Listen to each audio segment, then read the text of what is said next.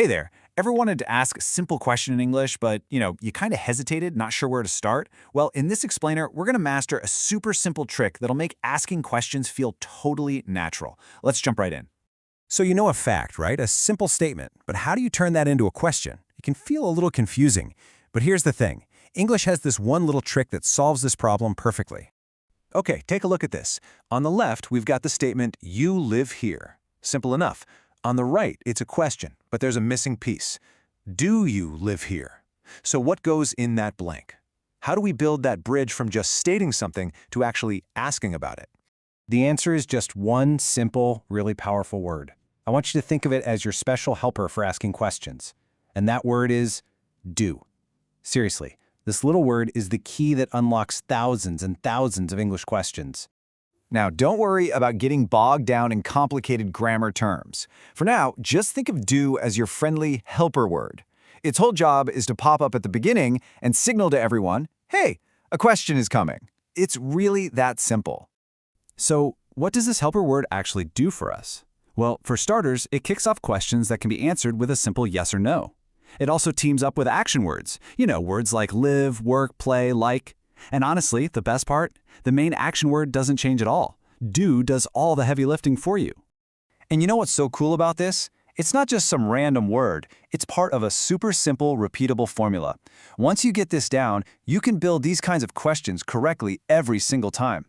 Let's break it down. It's just 3 easy steps.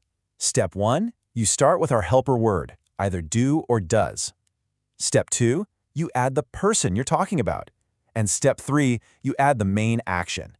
That's it. That is the entire recipe for a perfect question. So, the big question is, when do you use do and when do you use does? Well, it all comes down to who you're talking about. As you can see, we use do with I, you, we, and they. But for he, she, or it, we got to use does. So you'd ask, do they live here?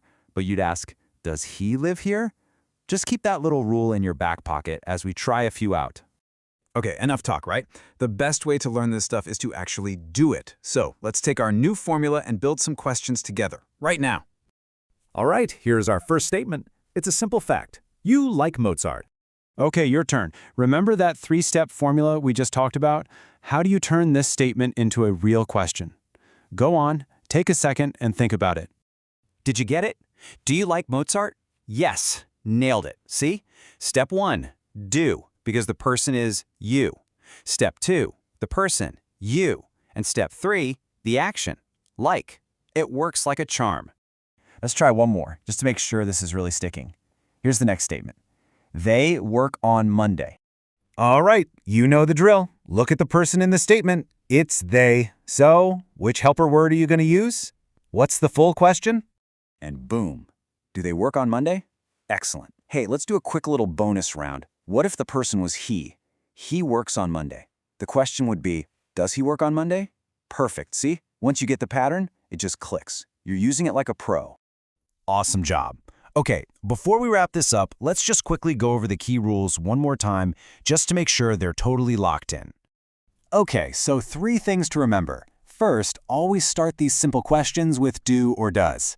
Second, remember that the main action word, like work or like, it never changes. And third, and this one is super, super important, we never use do with the words am, is, or are. You would always ask, are you happy, not do you be happy. That is a huge takeaway from all this. You've absolutely nailed a key skill today. You can now confidently ask tons of yes or no questions like, do you like coffee? But what happens when yes or no isn't enough of an answer? How do you ask what people like or where they work?